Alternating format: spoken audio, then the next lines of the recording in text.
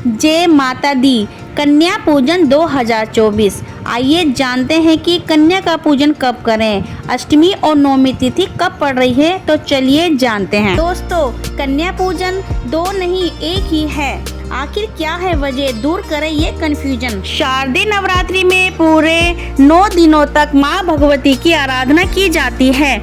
नवरात्रि के अष्टमी और नवमी तिथि को लोग कन्या पूजन करते हैं। इसे कंचक पूजन भी कहा जाता है। नवरात्रि के अष्टमी तिथि को माँ महागौरी और नवमी को माँ सिद्धिदात्री की पूजा होती है, इसलिए इन दिनों में कन्या पूजन करना शुभ होता है। कुछ लोग नवरात्रि की अष्टमी को, कुछ नवमी तिथि को कन्या का पूजन करते हैं, लेकिन पंचांग के मुताबिक इस साल अष्टमी और नवमी तिथि एक ही दिन पड़ रही है, इसलिए कन्या पूजन भी 2 दिन नहीं बल्कि एक ही दिन किया जाएगा। आइए दोस्तों, अब जानते हैं कि अष्टमी तिथि की शुरुआत कब से होगी, तो चलिए जानते हैं।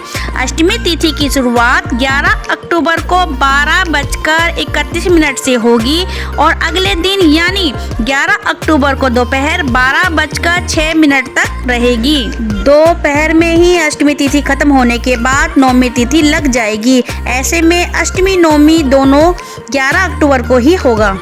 उदया तिथि मान्य होने के कारण कन्या पूजन भी शुक्रवार 11 अक्टूबर 2024 को ही किया जाएगा, क्योंकि इस दिन अष्टमी नवमी दोनों रहेगी। आप भी इसी दिन कन्या पूजन कर सकते हैं। आइए दोस्तों, जानते हैं कि कन्या पूजन के दौरान हमें क्या करना चाहिए, तो चलिए जानते हैं। हमें कन्या पूजन के दौरान कन्याओं को पूरी, चना, हलवा और नारियल का भोग खिलाएं, फिर सामर्थ्य अनुसार भेंट दें। कन्याओं को विदा करने से पहले उनके पैर अवश्य छू लें और उनके हाथों से अक्षत के कुछ दाने अपने घर में छिड़कवाएं। धार्मिक मान्यताओं के अनुसार नवरात्रि में छोटी छोटी कन्याओं का कन्या पूजन करने से माँ दुर्गा प्रसन्न होती हैं और उनकी विशेष कृपा प्राप्त होती है। कन्या पूजन करने से घर पर सुख समृद्धि का वास होता है। दोस्तों, अगर नवरात्रि में कन्या न मिले तो क्या करना चाहिए, तो चलिए जानते हैं। अगर आपके आस पड़ोस में कोई कन्या नहीं है तो ऐसी स्थिति में आप मंदिर जाकर भी दान दक्षिणा और कन्या पूजन का सामान आदि देकर अपने कन्या पूजन को संपन्न कर सकते हैं। इसके साथ ही जरूरतमंद या गरीबों के बच्चों और बच्चियों को भी भोजन करवा सकते हैं और अपनी क्षमता के अनुसार दान दक्षिणा भी दे सकते हैं। आइए जानते हैं कि नवरात्रि में क्या दान नहीं करना चाहिए। कहा जाता है कि नवरात्रि के पर्व के 9 दिनों में किसी भी व्यक्ति को लोहे के सामान का दान करने से बचना चाहिए। ये दान अमंगलकारी माना। कन्याओं को क्या दान करना चाहिए, तो ये भी जान लेते हैं। धार्मिक मान्यताओं के अनुसार कन्याओं को वस्त्र दान करना बहुत शुभ होता है। यदि आपकी क्षमता वस्त्र दान करने की न हो तो आप एक रुमाल देकर भी माता रानी को प्रसन्न कर सकते हैं। कन्या पूजन के समय कन्याओं को थोड़ा मिठाई जरूर दें, मिठाई को शुभ माना जाता है। आइए दोस्तों, जानते हैं कि कन्या पूजन से हमें क्या प्राप्त होता है और क्या लाभ होता है, तो चलिए जानते हैं। कन्या पूजन करने से हमें सम्मान, लक्ष्मी, विद्या और तेज प्राप्त होता है।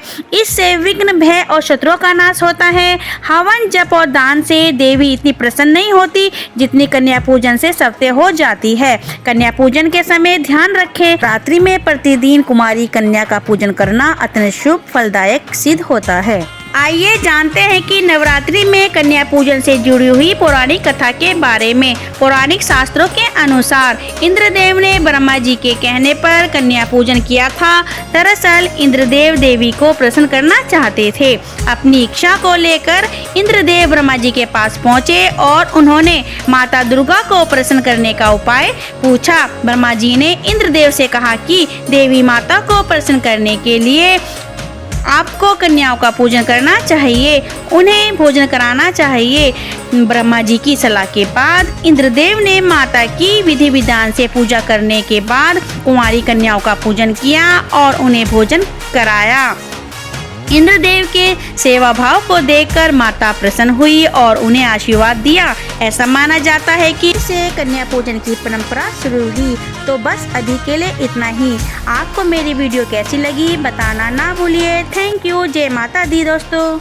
और ऐसी ही वीडियो को देखने के लिए मेरे चैनल से जुड़े रहिए।